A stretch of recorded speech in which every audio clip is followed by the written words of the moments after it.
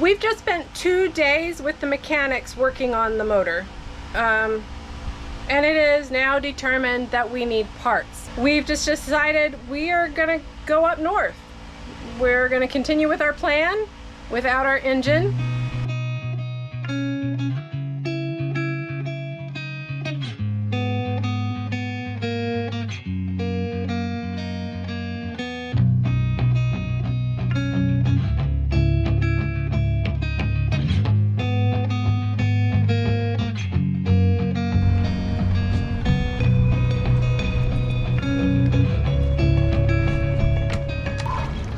That's nice. Oh. It's our last night here in Santa Rosalia. So we decided to spend the evening in the pool, cool off a little bit, have some drinks, enjoy some company of some other cruisers. And tomorrow morning we are gonna bail out of here and head north. We need parts, which are gonna take 3 to 4 weeks to get here. So we are going to just continue on north. We're just gonna keep doing our thing. So we have to travel about 40 miles tomorrow under sail because we don't have our motor, which, hey, it's a sailboat. We also have our dinghy, and we have now named it Little Tug. We'll just strap her on the side and away we go. Sounds easy, doesn't it? So we have a few things to do before we leave here. We got to flip our boat around with lines in our slip because we are facing the wrong way. Reposition the dinghy, get it hip tied so we can motor out of the marina with our dinghy in the morning. I've got to get some fuel, fill up our jerry cans full of gasoline so we have as much fuel as possible. And then we got to decide what we're doing. If we are going to go 40 miles tomorrow or 80. I think we might just leave early and see how it goes. 40. I think we're probably going to do 40. It's into the wind. Actually, no, we're supposed to be having some south winds, right? Yeah, the winds are in our Southeast. favor tomorrow for sure. That's why we're headed out. Should be a good time. We'll see how it goes. We'll check in tomorrow. Before we head out, though, we take a quick exploration trip around town. The recent rains have allowed the plants to begin blooming, adding more color to an already colorful area. To get the best view, we hike up a steep dirt path from the center of town. At the top, we are rewarded with a vast view of Santa Rosalia and its harbor. A giant white cross stands guard over the centuries-old cemetery. I am the bread of life, it reads. We are delighted to find a path leading to the road, so we didn't have to hike down the steep trail. Instead, we got a nice walk through the narrow roads past the small homes overgrown with flowering plants. We end up in town to explore more of the French architecture. Oh, gracias, señor. Always got to find ice cream wherever you travel. It's the best part of the day.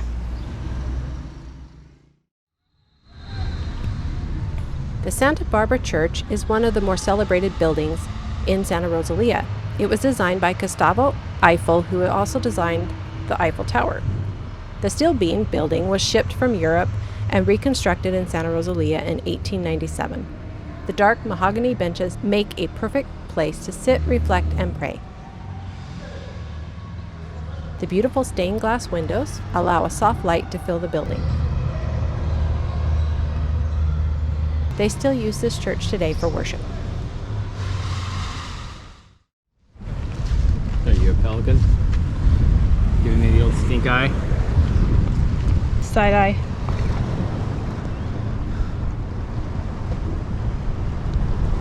Gives me a double chin, doesn't it?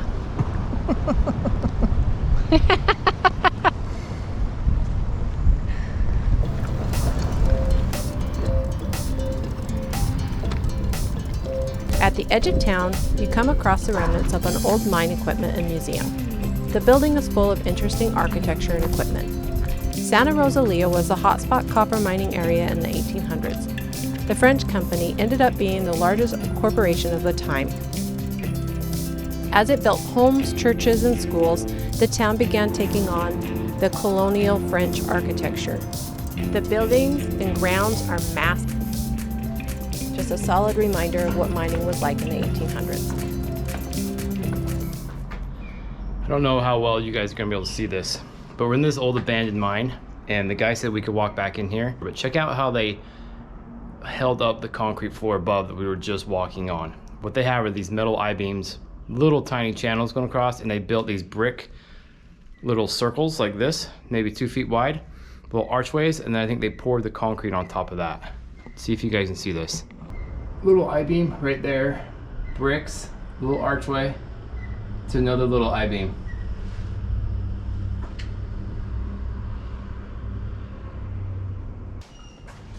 I have never seen construction like that.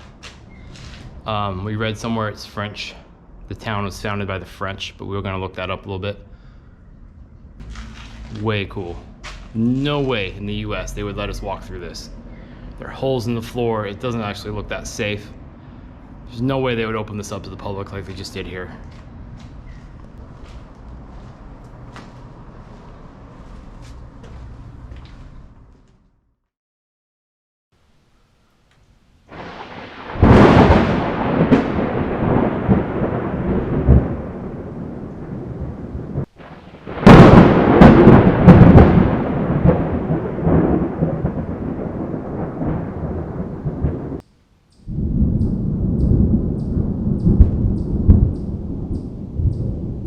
Rolling thunder. A little unnerving, but not too bad now that the sun's up. We can actually see the thunderhead. It's tracking north-northwest. We're headed north-northwest. We're moving pretty slow. Hopefully it's moving faster than us can get up and across or dissipate before we get up there. But we're starting to get a few raindrops. A little rain never hurt anybody. Freshwater rinse will be nice. But yeah, welcome to our first thunderstorm. We're creeping along. We left at 5 o'clock this morning, hoping we could get 80 miles in the day and skip one of these really rolly anchorages. We're only doing 3.5, 4 knots, and that's only because our dinghy, Mr. Tugboat over there, is pushing us. There was supposed to be 15 knots of wind out here, and there's none. We are hugging land a little more than we wanted to. There's supposed to be more wind offshore, but that thunderstorm's offshore. And that lightning is a little bit unnerving. When you see lightning and hear thunder, and you're on this little sailboat, yeah, it's a little bit unnerving for sure. But we'll see how the rest of the day goes.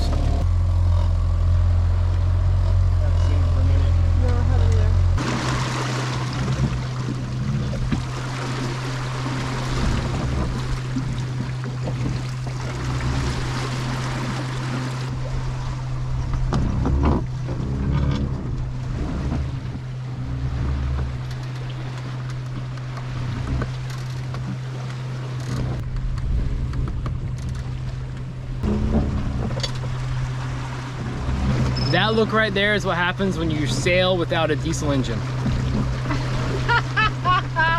No, this is the look. Quiet, it doesn't stink. There is something nice about no noise.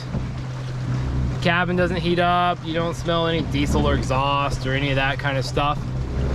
But the downside is we have 50 miles to go.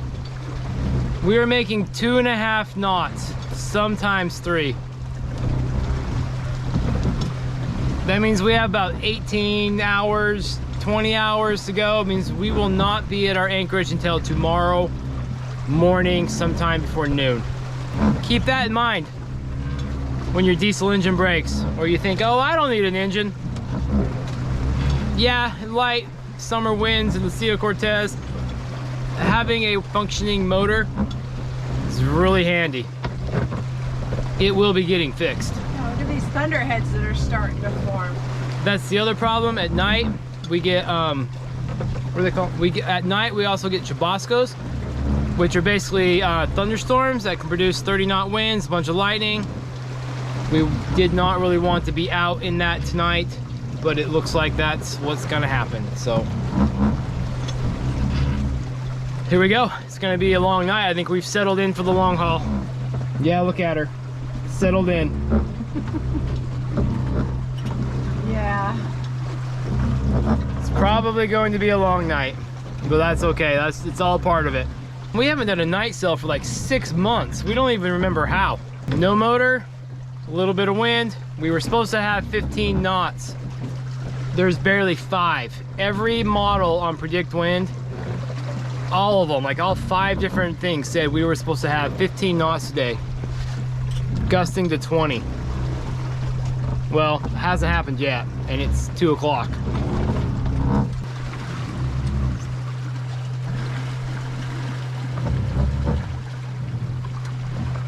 I hear a cricket.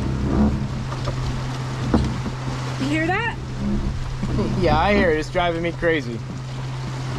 There are 2 crickets, to be exact, on this boat, because we saw them at one point. I think he's over there. You hear him? Yeah, he's chirping a little bit.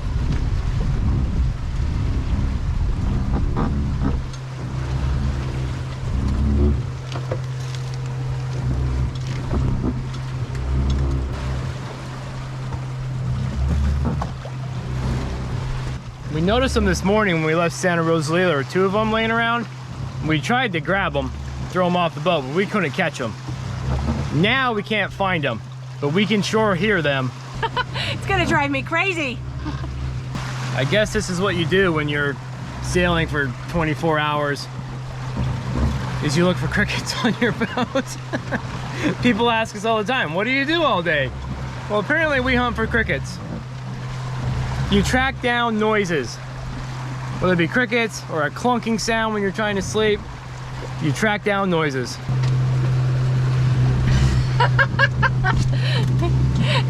I wonder if he's gotten down in the lines down there. Hopefully they didn't go inside the boat. And we're gonna try to sleep and all we're gonna hear are these 2 crickets. Hey, at least they're not cockroaches. I hate cockroaches.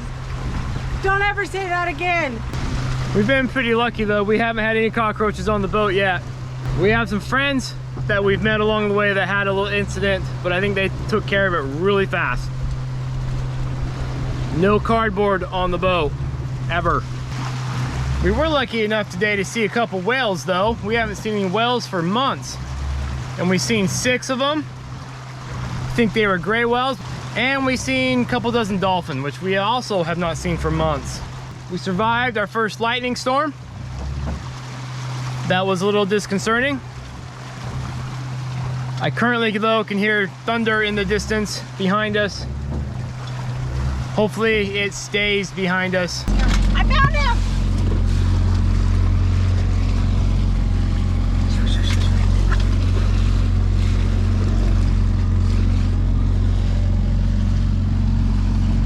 And he's out of here. We're gonna be at it all day trying to find this cricket. And unfortunately, that thunder sounds like it's getting closer. It's getting really loud.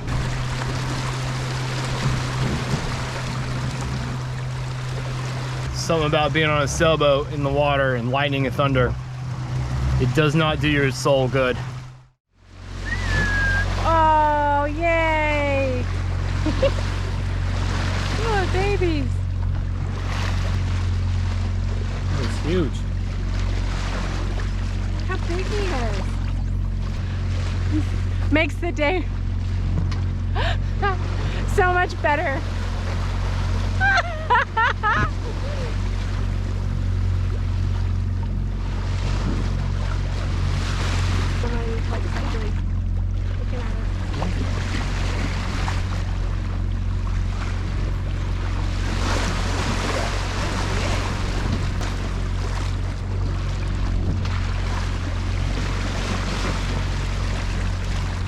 So it's like seeing the super pod of dolphins out in the Pacific, but now they're like spread out. So we're just surrounded by them everywhere.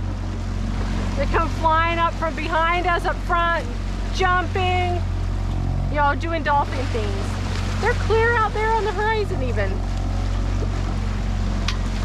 We score. These guys are coming back. Ah, that's so cool. You never get old. Never gets old. Makes me want to stay a little longer. Well, we sure do appreciate our little dolphin friends. It's been a long, slow sail, and these guys have hung out with us now for like 30, 40 minutes. Gives us something to watch. This is why we come out here to sail and cruise, is to see nature.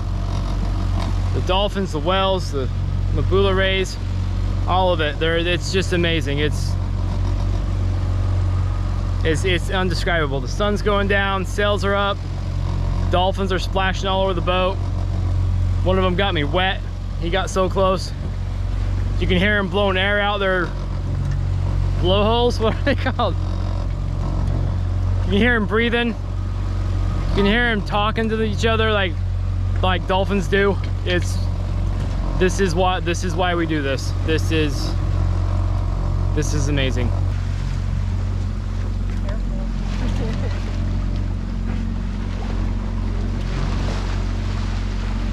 Hopefully that gives us enough high to get through the night, because it's going to be a long one. We're still not moving but 3 knots, so we're not getting there till tomorrow morning.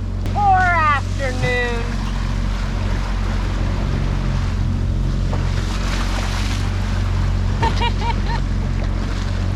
That's all right. If I can see these guys, I'll behave myself.